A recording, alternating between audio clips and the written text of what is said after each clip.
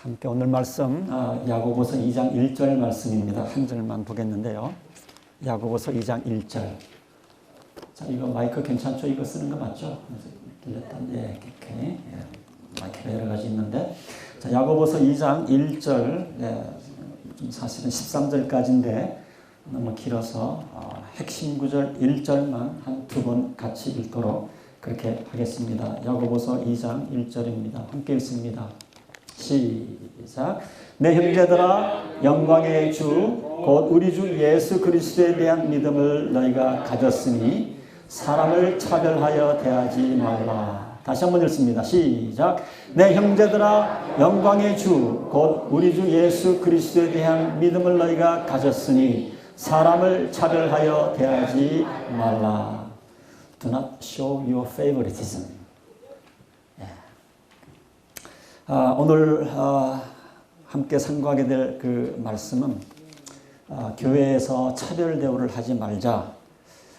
교회 안에서 외모로 판단하는 일이 없었으면 좋겠다. 그런 주제인데 무슨 교회에서 차별 대우를 하고 참 그 외모로 판단하는 교회가 있겠는가 이렇게 생각할지 모르겠지만 점점 이런 소식들이 이제 한국 교회에서도 들려오고 있습니다. 참 안타까운 소식입니다.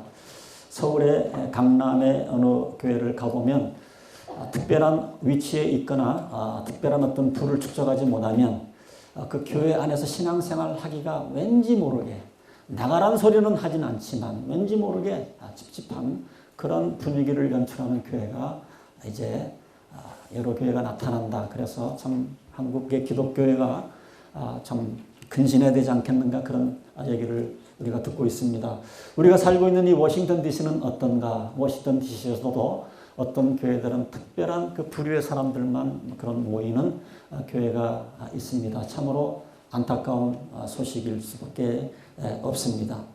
오늘 우리가 함께 핵심 구절만 읽어 드렸지만 야고보서가 쓰여질 그 당시 지금부터 2000년 전으로 돌아가 보면 그 당시의 그 사회는 지금보다 더 양극화가 되어 있는 그런 상황입니다. 지금도 잘 사는 사람들은 너무 잘 살고 또 못 사는 사람들은 아주 그 가난하게 사는 아주 이 양극화 되어 있는 세상 속의 삶을 살아가고 있지만 예수님 당시 초대교회는 지금보다 더 심한 그런 양극화 현상이 일어나서 잘 사는 사람들은 정말 잘 살고 못 사는 사람들은 아주 못 살았습니다.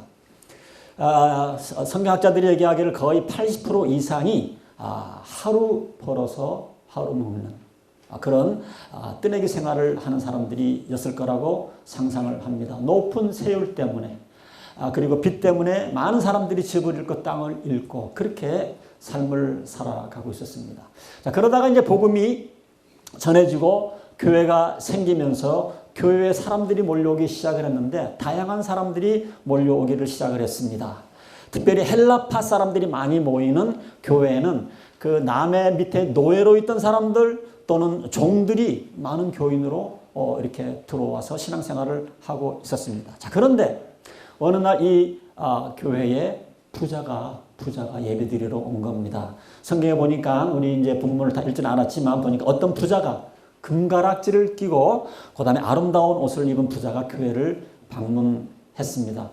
교회의 멤버는 아닌 것 같아요. 아마 방문을 한 것 같은데 사회적으로 지위도 있고 돈도 있는 분이 교회를 방문해 주니까 교회에서 굉장히 웰컴을 한 것 같습니다. 특별한 자리를 내어주고 그랬던 것 같습니다.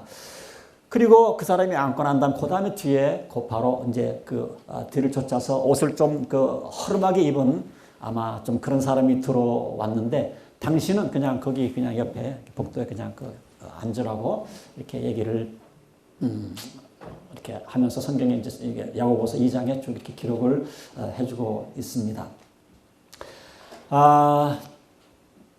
이 사실을 보면서 야고보가 정말 눈물이 쏙 빠지도록 엄청나게 그 교회를 나무라고 있는 그 장면입니다. 6절에 보면 너희는 도리어 가난한 자를 괄시하였도다. 그러면서 굉장히 호되게 지금 이 어조가 굉장히 그 강한 어조로 지금 나무라고 있는 그런 장면입니다. 야고보는 우리가 외모로 사람을 판단하는 것, if you show your favoritism, 야고보가 엄청나게 지금 혼을 내키고 있는 거예요. 가난하다고 돈이 없다고 해서 차별 대우를 하는 것에 대해서 야고보가 참지 못하고 아주 신랄하게 그 교회를 비판하고 있습니다. 우리 크리스찬들은요, 외모를 보면서 판단해서는 안 됩니다. 어떤 사람이 돈이 없다고, 유명하지 못하다고, 교육 정도가 낮다고, 몸이 건강하지 못하다고 차별 대우를 하면, 나이가 들었다고 차별 대우를 하면 정말 하나님이 굉장히 싫어하십니다. 물론 우리가 어느 단체에 가든지 어느 조직에 가든지 어느 나라에 가든지 차별 대우하지 말라라고 얘기를 하죠. 다른 종교에도 보면 차별 대우하지 말라라고 하는 그런 가르침이 있지만 특별히 우리 기독교에서 차별 대우를 하지 말아야 하는, 특별히 우리 하나님의 백성들이 외모를 보고 판단하지 말아야 하는 또 특별한 이유가 있습니다. 오늘 한 두 가지 말씀을 드리고 마지막에 세 번째로 그럼 우리가 어떻게 해야 외모로 판단하지 않냐고 차별 대우하지 않고 살아갈 수 있는가 함께 말씀을 나누기를 원합니다. 첫 번째로 우리가 불우한 사람, 가난한 사람, 이런 사람들을 차별 대우를 하게 되면 우리는 하나님의 마음을 아프게 한다는 사실을 기억을 해야 합니다. 하나님께서는 특별히 가난한 사람, 불우한 사람, 압제받는 사람, 고통받는 가운데 있는 사람들에게는 특별히 하나님의 관심이 더 많이 있는 것을 여러분들이 아셔야 돼요. 왜 그럴까요? 하나님의 성품이 그래요. 우리 여러분들 자연계는 물이 어디로 흐릅니까? 물은 항상 높은 곳에서 낮은 곳으로 흐릅니다. 산에서 들로, 들에서 강으로, 강에서 바다로. 물은 항상 자연계에서는 법칙이 어떻게 돼요? 낮은 곳으로 흐르게 되어 있습니다. 이 중력이 작용하지 않는 그런 외계로 가면은 물을 뿌리면 그 뿌리는 방향으로 물이 영화에 보면 이렇게 흩어지죠. 물이 위에서 아래로 떨어지지 않습니다. 마찬가지로 하나님의 영적인 법칙, 그 중에 성품이 어떤 분이냐, 하나님이 어떤 분이냐, 하나님은요 언제든지 높은 곳에서 낮은 곳으로 흐르는 그런 사랑을 체질적으로 가지고 계세요. 낮은 사람들, 가난한 사람들, 고통받는 사람들, 억압받는 사람들, 낮은 자리에 하나님의 사랑은 막 고이고 있어요. 그래서 우리가 신앙생활하면서 고난받는 사람들, 낮은 사람들에 대해서 하나님의 이 특별한 관심과 사랑이 있기 때문에 이분들의 마음을 우리가 다쳐줄 것 같으면 우리는 하나님의 마음을 아프게 해드리는 거예요. 여러분 그거 아셨어요?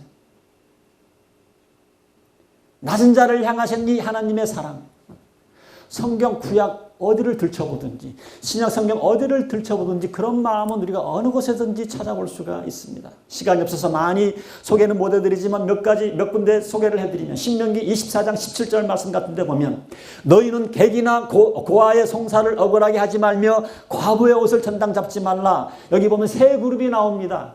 객이 나오고요. 그 다음에 두 번째로는 고아가 나오고 세 번째로는 과부가 나옵니다. 다 낮은 사람들입니다. 지금은 그래도 정부에서 보조를 해주고 사회적인 그런 안전망을 통해서 함부로 그렇게 하지 못하도록 되어 있지만 성경이 쓰여질 당시에는 정말 객, 고아, 과부들 때로는 들짐승처럼 취급했던 적이 있었어요. 사람 취급을 하지 않았던 적이 있었습니다. 그런데 성경에 보니까 하나님께서는 이런 부류들을 향한 그 사랑을 계속 표시를 해주고 있습니다. 그러면 사실 말씀이 너희는 객이나 고아의 송사를 억울하게 하지 말고 과부의 옷을 전당 잡지 말아라. 계속해서 19절 같은 데는 보면은 네가 밭에서 곡식을 벨 때에 그 다음에 그 밭에 잊어버렸거든 다시 돌아가서 추수하지 말고 남겨둬라. 그거는 누구 몫이라고요? 객이나 가난한 사람이나 고아나 과부들이 먹도록 놔둬라. 20절 같은 데는 보면 네가 내 감람나무를 떤 후에 그 가지를 다시 살피지 말고 그 남은 것, 그 과일도 객이나 고아나 과부들이 먹도록 놔둬라. 여러분들 교회에서 지금 성경 통독을 하고 있는데 참 좋은 일입니다. 성경은 많이 읽을수록 좋아요. 우리가 성경 구약을 읽다 보면 하나님은 무서운 하나님이라고 생각할 수가 있지만 여러분들이 몰라서 그런 말씀이에요. 구약에도 보면 하나님은 사랑이시고 이 사랑은 높은 데서 낮은 데로 흐르는 그런 사랑이에요. 고통받는 사람, 가난한 사람, 고난받는 사람, 그에게만 그런가요? 신약으로 와서 예수님이 똑같은 마음을 표시를 하시는데 마태복음 5장, 6장, 7장 예수님이 하신 유명한 설교가 거기에 들어있습니다. 예수님께서 처음으로 설교를 하실 때 처음으로 멘션한 게 마음이 가난한 자예요. 제자들에게 입을 열어 가르쳤다. 첫 번째 가르침이 뭐냐? 가난한 자는 복이 있다. 마음이 가난한 자는 낮기 때문에 하나님은 낮은 것으로 보이기 때문에 가난한 자는 복이 있나니 천국에 그들의 것이요. 두 번째로 하는 예수님께서 강조해서 말씀하신 게 뭐예요? 그 다음에는 애통하는 자입니다. 애통하는 자는 복이 있나니 천국이 그들의 것이요. 기억하셔야 됩니다, 여러분. 우리가 섬기는 하나님은 가난한 자, 불우한 자, 병든 자, 빽없는 자, 못 배운 자, 이 사회에서 사람 취급하지 않은 사람들에 대한 그 하나님의 마음과 사랑이 담겨 있다는 사실을 여러분들이 알아야 되고, 우리가 사람을 외모로 취급을 하고 차별 대우하면 우리는 지금 하나님의 마음을 아프게 하고 있다는 사실을 꼭 기억하셔야 합니다. 제가 애들가 3명 있는데 만약에 여러분들이 제 자녀 셋 가운데 하나를 건들면 이렇게 순해 보이는 저도 참지 못합니다. 그러나 여러분들이 제 세 자녀를 칭찬해주면 저도 그 사람들에게 감사의 표현을 할 거예요. 우리 자녀들한테 잘해주면 그렇게 잘해줄 수가, 고마울 수가 없죠. 왜 그렇습니까? 내가 사랑하는 대상을 남들도 그 사람을 사랑해 주기를 원하고, 내가 사랑하는 대상을 남들이 사랑해 주지 않을 때에 누가 아픕니까? 내가 아픈 거예요. 지금 우리 막내 아들이 1년 좀 쉬어가겠다고 좀 경험하고 싶겠다고 그러시면 한국을 나가 있는데 얘기를 들어보니까 친척 가운데 누가 잘해주고 제가 마음에 꾹꾹 담고 있죠. 언젠가 한국 가면 원수를 갚으리라. 너무너무 감사한 거예요. 혼자 지금 미국에서 태어나가지고 지금 모를 텐데. 여러분, 차별대화는 안 돼요. 사람을 볼 때 외모로 판단해서는 더더구나 안 됩니다. 계속해서 야고보서 2장 5절 같은 데 보면 야고보가 이런 얘기를 해요. 내 형제들아, listen, 들을지어다. 하나님이 세상에서 가난한 자를 택했다. I choose the poor. 오늘 왜 이렇게 영어가 잘 되죠? 이상하게 김재인 목사만 있으면 혀가 꼬이는데 김재인 목사님 안 계시니까 영어가 막 유창하게 나오는데 좀 이해해 주시기 바랍니다. I choose the poor. 내가 세상에서 가난한 자를 택하시고, 이 기가 막힌 얘기예요. 왜 하필이면 가난한 자를 하나님께서 택하셨나요? 가난한 자에게 특별한 하나님의 그 마음, 사랑이 있기 때문에, 연민의 마음이 있기 때문에 그런 겁니다. 그 다음에 말씀하시기를 가난한 자를 택한 다음에 믿음에 부유하게 하시고 또 자기를 사랑하는 자들에게 약속하신 나라를 유업으로 받게 하셨나이다. 너희는 도리어 그런데 그 가난한 사람들을 you insult them. 그들을 모욕했다. 어떻게 그럴 수가 있는가? 여러분들 하나님을 얼마나 잘 알고 계시는지 모르지만요. 하나님은 처음부터 끝까지 하나님의 관심, 하나님의 사랑은 낮은 곳에 취한 사람들을 하나님께서 사랑해 주셨어요. 그래서 우리가 차별 대우한다는 건요, 하나님의 마음에 아픔을 심어드리는 거예요. 우리가 이웃을 외모로 판단하는 것은 하나님의 마음에 아픔을 심어드리는 거예요. 사랑하는 우리 버지저 제침들 성도님들은 하나님의 마음을 아프게 해드리지 말고 하나님의 마음을 기쁘게 해드리시기를 주님의 이름으로 축원드립니다. 그러기 위해서는 한 번도 외적인 모습으로 판단하거나 차별 대우하거나 그러시면 안 돼요. 두 번째로 왜 우리가 가난한 사람, 불안한 사람들을 외모로 판단해서 되지 않는가? 하나님의 성품입니다. 하나님의 성품. 자, 우리가 하나님의 자녀가 되었기 때문에 하나님을 닮아야 될 책임이 있습니다. 이제 우리가 예수 믿고 난 다음에 우리 할 일이 뭡니까? 예수님의 인격을 닮는 거예요. 하나님이 누구신지를 알고 하나님이 성품을 우리가 배워야 될 책임들이 있습니다. 그런데 하나님이 어떤 분이시냐면 하나님은 절대로 외모로 사람을 판단하지 않는다는 거예요. 이런 내용 찾으라면 하루 종일 찾을 수가 있어요. 신명기 1장 17절 모세가 이런 부탁을 합니다. 너희는 재판할 때에 외모를 보지 말고 귀천을 차별 없이 듣고 사람의 낯을 두려워하지 말아라. 신명기 16장으로 건너뛰면 19절에 이런 말씀을 합니다. 너는 굳게 판단하지 말며 사람을 외모로 보지 말고. 구약에만 있나요? 신약으로 넘어가 볼까요? 로마서 2장 11절 사도 바울이 이런 얘기를 합니다. 하나님께서는 사람을 외모로 취하지 아니하신다. 베드로도 마찬가지입니다. 베드로전서 1장 17절에 하나님은 외모로 보시지 아니하시고 각 사람의 행위대로 판단하시는 자를 너희가 아버지라고 부른다. 그러니까 우리가 하나님의 자녀니까 우리도 이웃을 볼 때에 내 형제 자매를 볼 때 절대 이웃으로 외모로 판단하지 말아라고 하는 겁니다.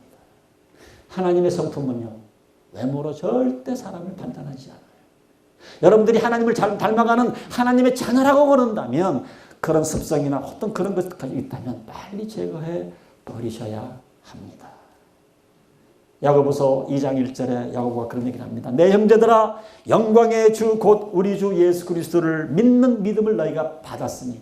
이유가 그거예요. 우리가 왜 외모를 중요시 하지 말아야 되느냐? 왜 판단하지 말아야 되느냐? 이유가 뭐냐? 내 형제들아 영광의 주 곧 우리 주 예수 그리스도를 믿는 믿음을 너희가 받았으니까. 그게 이유입니다. 사람을 외모로 취하지 마라. 키가 작든지 키가 크든지 어느 도 출신이든지 전라도건 이북이건 경상도건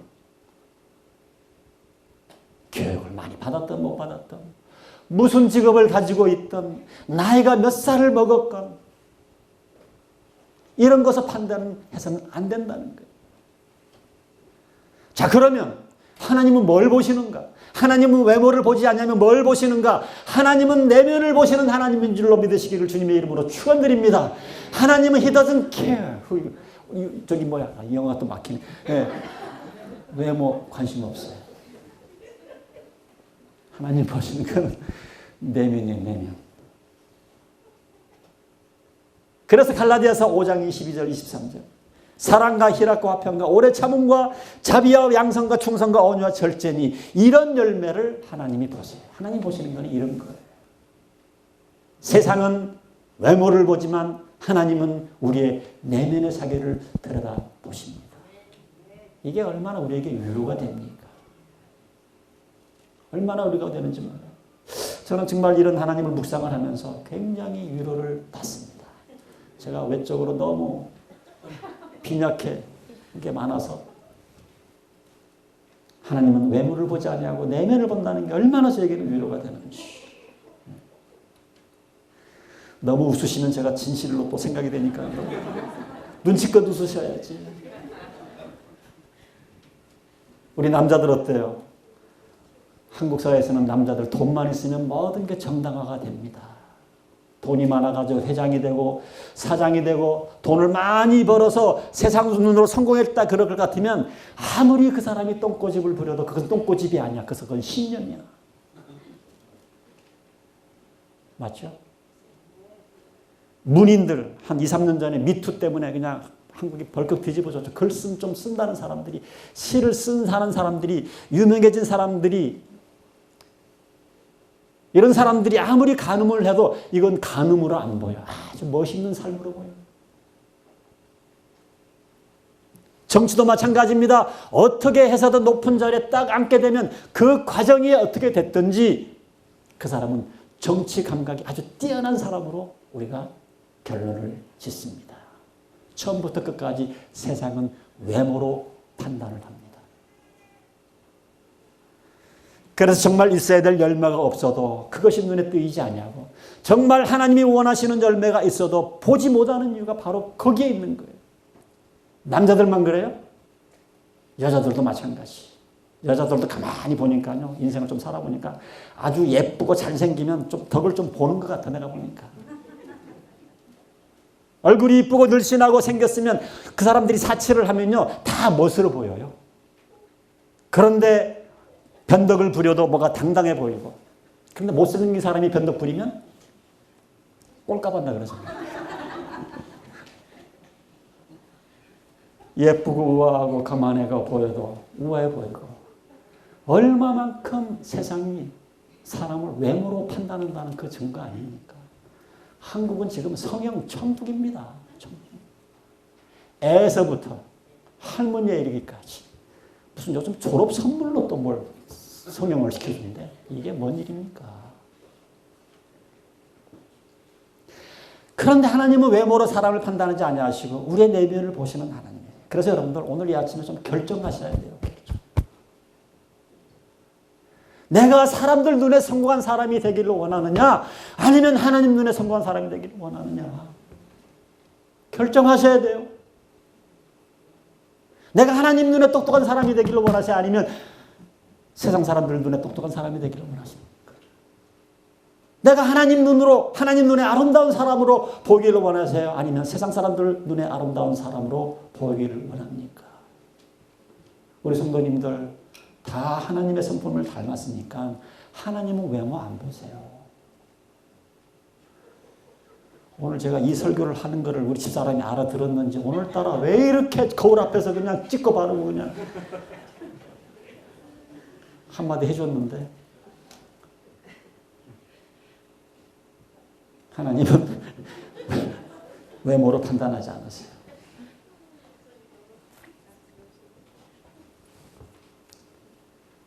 자, 야고보가 이런 얘기를 하니까 이번에는 또 반대 의견이 나옵니다. 자, 어떤 부족 이자가 이러고 들어오니까 자기 자리를 양보를 합니다. 그러니까 야고보가 이거 가지고 또 나무랍니다. 그러니까 어떤 분이 이제 나무라니까 또 반론을 피는 거죠. 자, 하나님께서는 내 이웃을 내 몸과 같이 사랑하라고 그러지 않았느냐. 그러니까 부자도 내 이웃이지 않겠는가. 그런 얘기를 지금 반문에서 얘기를 하니까 야고보가 2장 8절에 이런 얘기를 합니다. 너희가 만일 성경에 기록한 대로 내 이웃을 사랑하기를 내 몸과 같이 하라고 하신 그 최고의 법을 지키면 그 잘한 거다 칭찬을 해줍니다. 맞다. 자, 그런데 또 하나. 또 있는 사람도 미워하면 안 된다는 거예요. 있는 사람도. 없는 사람을 차별 대우하지 하는 것도 안 되지만 있는 사람도 차별 대우하면 안 된다는 얘기예요. 그러니까 성경은 참 이 밸런스를 얘기를 해주고 있어요. 밸런스. 1960년대, 70년대 우리 신학 공부를 해보신 분들은 알지만 이 해방신학이라는 게 있었어요. 해방신학. 이 남미에서 많은 신부들이 어떤 목사들이 농부들 팀에 끼어서 어떤 때는 총을 들고 그래서 독재 정권과 싸웠던, 그래서 이걸 주장하는 사람들을 해방신학자라고 얘기를 하는데 우리나라에서도 그 독재 정권 밑에 있을 때에 이 해방신학을 신봉하는 그 목사들이나 그 신부들이 공장이나 노동자들 틈에 들어가서 같이 노동을 하면서 노조를 결성을 하고 권익을 위해서 함께 싸우고 데모했던 그런 시절이 있었습니다. 좋은 겁니다. 그런데 제가 보기에 문제가 하나 있어요. 지나가 보니까 뭐예요? 노동자와 불우한 사람들을 위해서 같이 싸워주는 거는 좋은데 그렇다고 해서 이유 없이 부자를 미워하는 것도 잘못이죠. 제가 보니까 그 당시 해방신학자들 가만 보면 하나님의 이름으로 노동자들과 같이 한다고 그러지만 이 부자에 대한 이 마음의 분노가 있었어요. 사랑의 마음이 아니었어요. 성경은 말하기를 누구나 골고루 사랑해야 된다고 그랬는데 밸런스를 맞추지 못하고 내가 못 가졌다고 가진 사람들. 성경은 말합니다. 가난한 사람을 특별 취급을 해서 부자를 안 되지만 부자도 또 특별 취급하는 것도 안 된다. 공부를 많이 못하신 분들, 교육을 많이 못 받으신 분들, 공부를 많이 못했다고 해서 차별 대우를 받아도 안 되지만 공부를 열심히 해가지고 박사학위 받은 사람들도 우리가 또 무시해서는 안 되죠. 박사는 또 아무나 받나요? 그분의 학문을 인정을 해줘야죠. 자, 그러면 결론적으로 우리가 어떻게 하면 하나님처럼 외모를 취하지 않냐고 차별 대우하지 않으면 살아갈 수 있는 방법이 뭐가 있을까?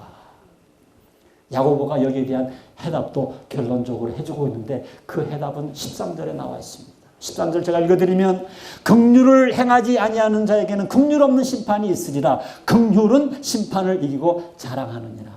해답이 뭐냐? 긍휼의 삶을 살아라고 하는 것입니다. 긍휼의 삶. 제가 한번 언젠가 와서 그런 말씀을 드렸죠. 우리가 무엇을 하지 말자 이러면 더 하게 된다고. 그렇기 때문에 하지 말자로 끝나는 것이 아니라 뭔가 또 긍정적인 할 수 있는 것을 우리가 또 목표를 정해놓고 이렇게 해야 된다고 제가 말씀을 드렸습니다. 우리가 차별 대우하지 말자, 외모로 사람을 판단하지 말자, 이것만 또 초점을 맞추면 더 진전할 수가 없습니다. 우리는 한 걸음 더 나가야 되는데 그게 뭐냐면 긍휼을 갖고 우리의 이웃을 대하는 거예요. 긍휼을 가지고. 12절에 보니까 너희는 자위의 율법대로 심판을 받을 자처럼 말도 하고 행하기도 하라. 그러니까 이 말은 뭐냐면 이제 우리가 신약 시대의 은혜 시대에 살아가기 때문에 우리가 더 이상 구약에 매이지 않는, 구약의 율법에 매이지 않은 사람입니다. 우리는 이제 성령님께서 우리에게 안에서 역사하시는 율법에서 자유한 사람들입니다. 자, 그러나 그렇다고 해서 내 마음대로 살아서는 안 된다는 거예요. 그러면서 하는 얘기가 우리의 이슈는 뭐예요? 우리가 천국 가야 한다는 이 이슈도 중요하지만 천국 가서 하나님 앞에 섰을 때에 우리가 이 땅에서 어떻게 살았는지 결산할 때가 오는데 그때 하나님이 보시는 게 뭐냐? 이 땅에서 우리가 얼마만큼 긍휼을 베풀면서 살았는가? 그것을 본다는 거예요. 그것을. 그래서 13절에 긍휼을 행하지 아니하는 자에게는 긍휼 없는 심판이 있으리라. 긍휼은 심판을 이기고 자랑한다. 자, 그래서 우리가 하나님 앞에 설 수 있는 것은 우리가 예수님께서 흘리신 그 보혈의 피로 말미암아 쓰는 거지만 그 다음에 우리가 설 수 있는 것은 얼마만큼 긍휼의 삶을 베푸는가. 하나님 앞에 떳떳하게 서기 위해서는 이제 여러분들 남은 인생을 좀 더 긍휼을 베풀면서 삶을 살아가셔야 합니다. 그래서 우리가 차별 대우를 없애기 위해서 또 우리가 교회에서 하나님의 마음을 다쳐드리지 아니하고 하나님을 닮기 위해서 우리가 외모로 판단하지 않고 차별 대우를 하지 않으려고 그러면 이제부터 여러분들 내 눈을 긍휼의 눈으로 바꾸는 작업이 필요합니다. 여러분들 얼마만큼 이 긍휼의 눈을 가지고 계신가요? 제가 아까 일부 예배에도 말씀을 드렸는데 제가 숫자를 조금 까먹었어요. 제가 미국에 와서 1년밖에 안 돼서 신학교에서 우리 박태원 목사님을 만났어요.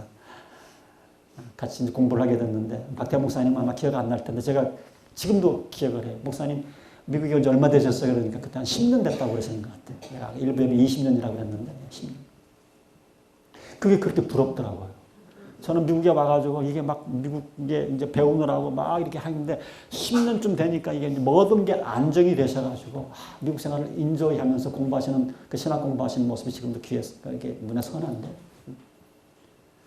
지금 제가 이제 그러고서는 벌써 세월이 흘러가지고 미국에 가는 지 거의 이제 40년이 가까워지는데 벌써 지금 나이를 계산하는 분이 있는데 아직 젊습니다.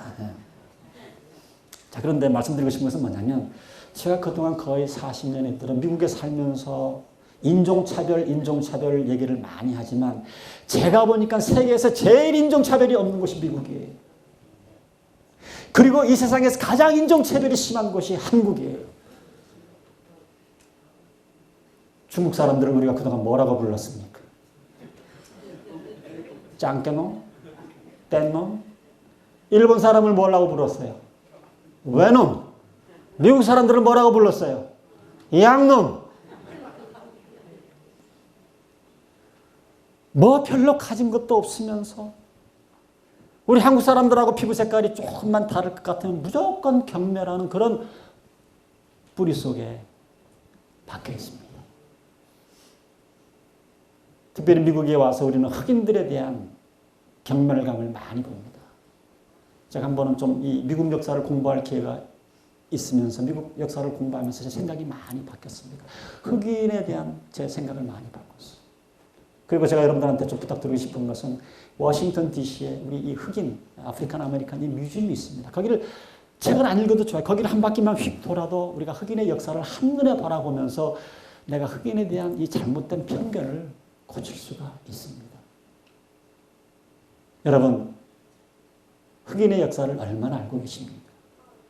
여러분, 이 사람들이 미국에 오고 싶어서 왔습니까?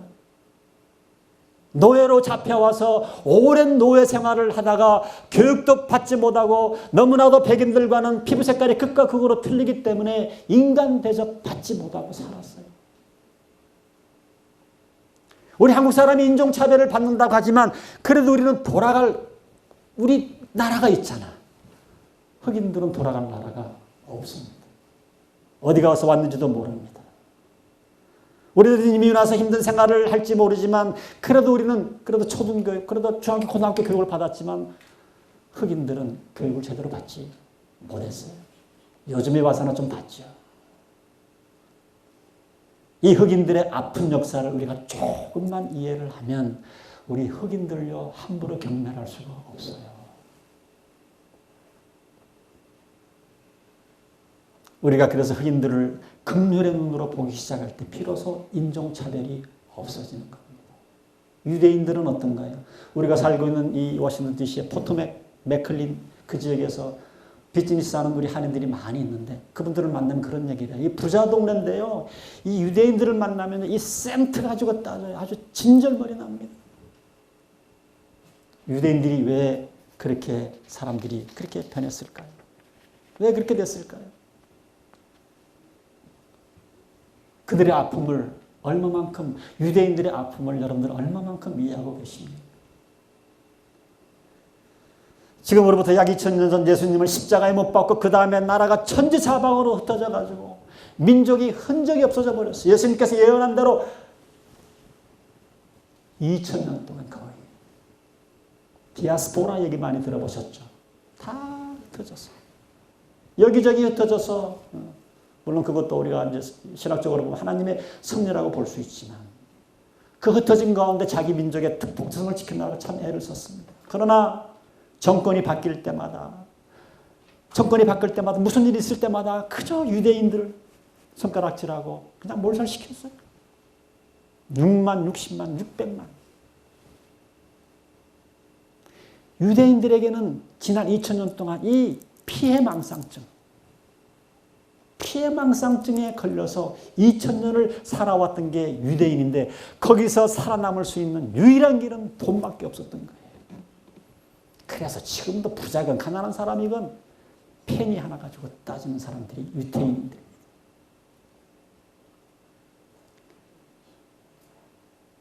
우리가 이런 사람들을 긍휼의 눈으로 볼 때에 그제서야 인종차별을 우리는 극복할 수가 있습니다. 우리 교인들끼리는 어떤가요?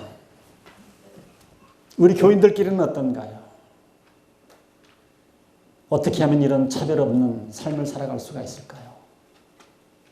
우리 서로 긍휼의 눈을 볼 수밖에 없습니다. 긍휼의 눈으로 볼 수밖에 없습니다. 긍휼의 눈.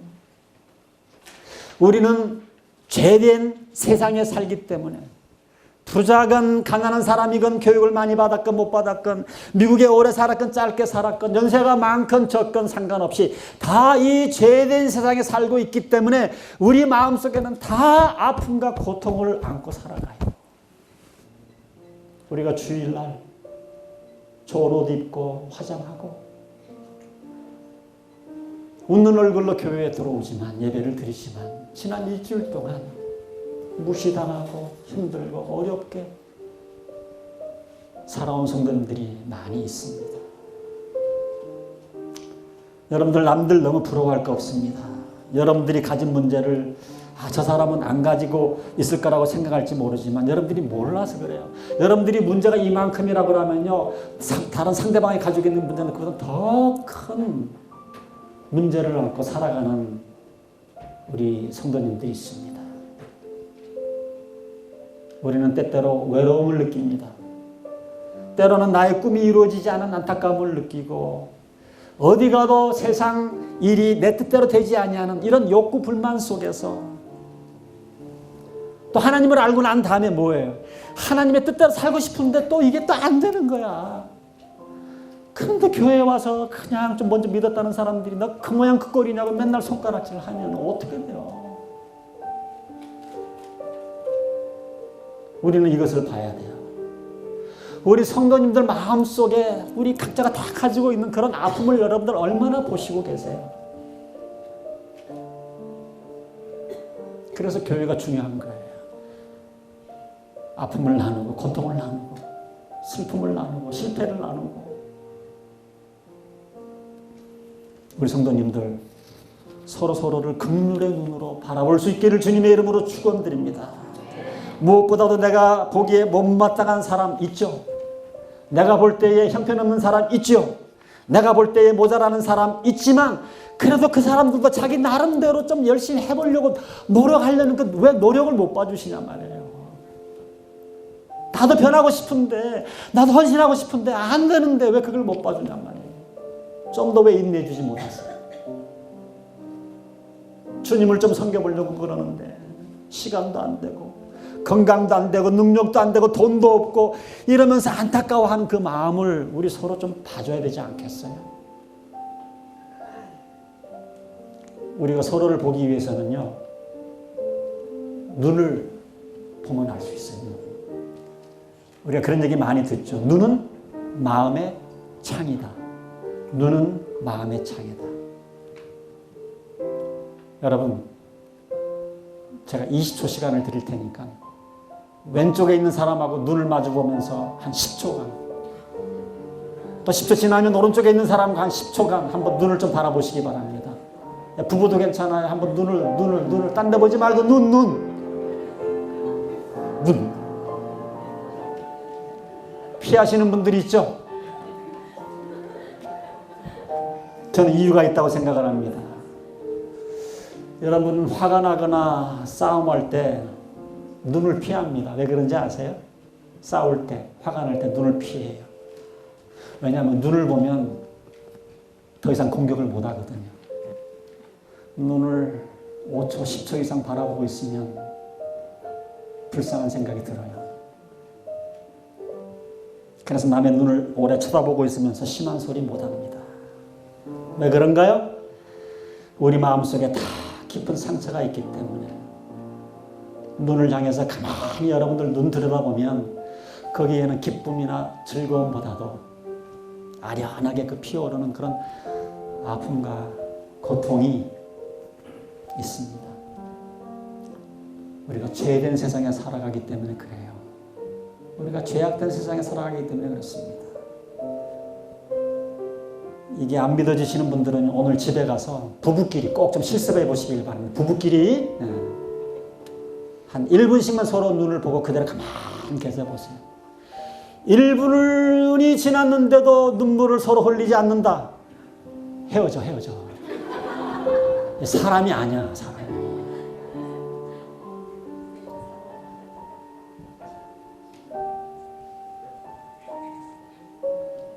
저는 우리 버지니아 제일 침례교회를 생각하면 늘 감사해요.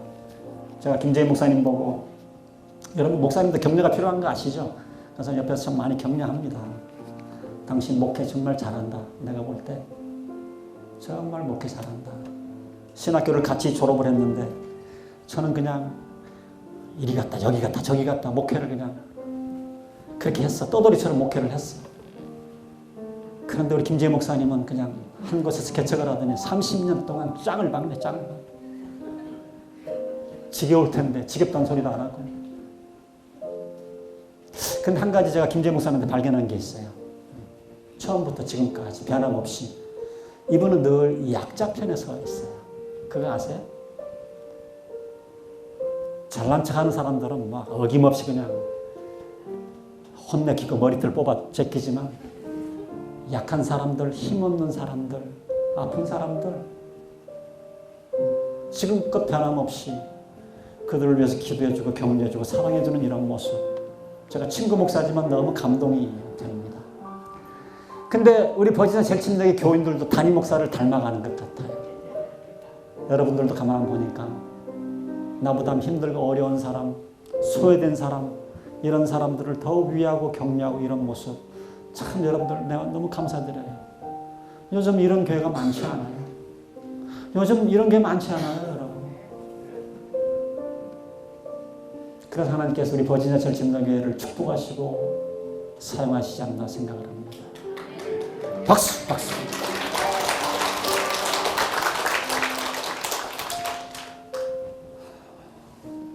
우리 마지막 찬양 하나 하고 마치겠습니다. 우리 피러 집사님, 세라 좀 와서 같이 좀 불러줬으면 좋겠어요.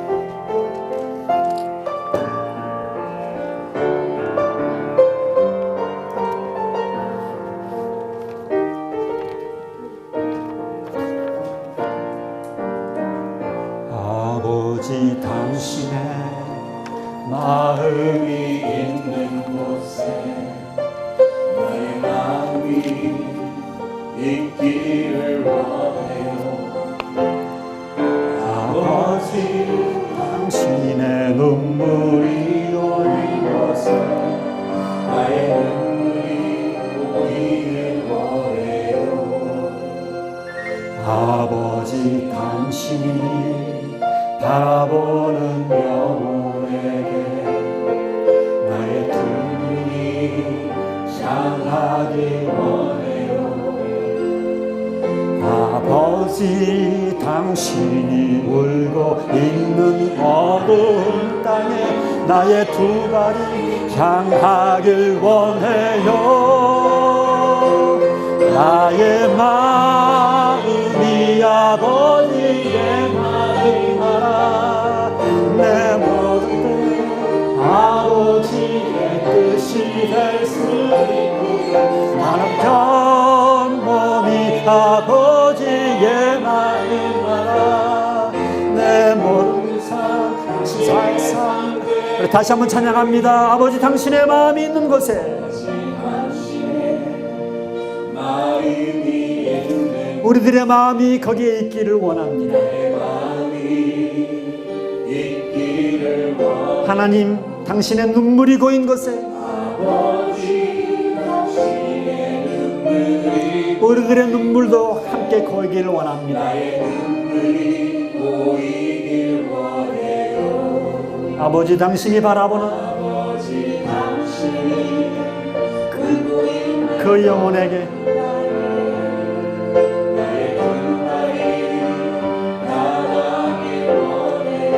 아버지 당신이 울고 있는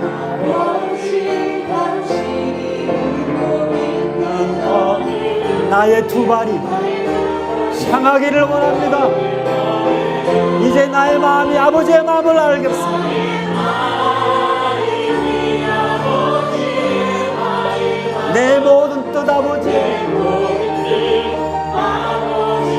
뜻이 될 수 있기를 나의 온몸이 아버지의 마음을 알아서 내 모든 삶 당신의 삶 되기를 원합니다.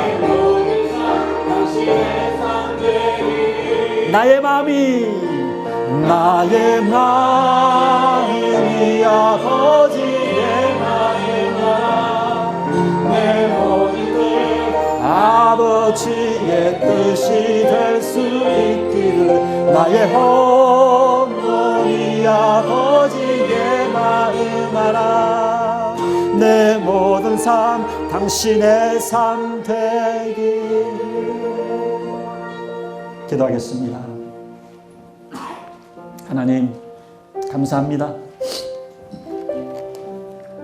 오늘 야고보 말씀을 통해서 저희들이 놀라운 진리를 발견케 해주시고 저희들을 권면해 주셔서 감사합니다. 이제 저희들은 하나님의 사랑은 늘 연약하고 낮은 것을 향하고 있다는 사실을 이제 저희들이 배웠습니다. 이제 저희들의 시선도 우리들 이 온몸도 하나님의 그 눈길이 머무는 곳에 하나님의 그 관심이 있는 곳에 우리도 거하기를 원합니다. 우리를 당신의 도구로 사용하여 주옵소서. 우리 교회로 말미암아 우리의 삶을 통해서 우리 주위에 빼곡고 힘없고 연약한 자들이 힘을 얻고 격려를 얻고 소망을 얻을 수 있도록 주님 역사하여 주시기를 간절히 소원하오며 예수님의 이름으로 기도하옵나이다. 아멘.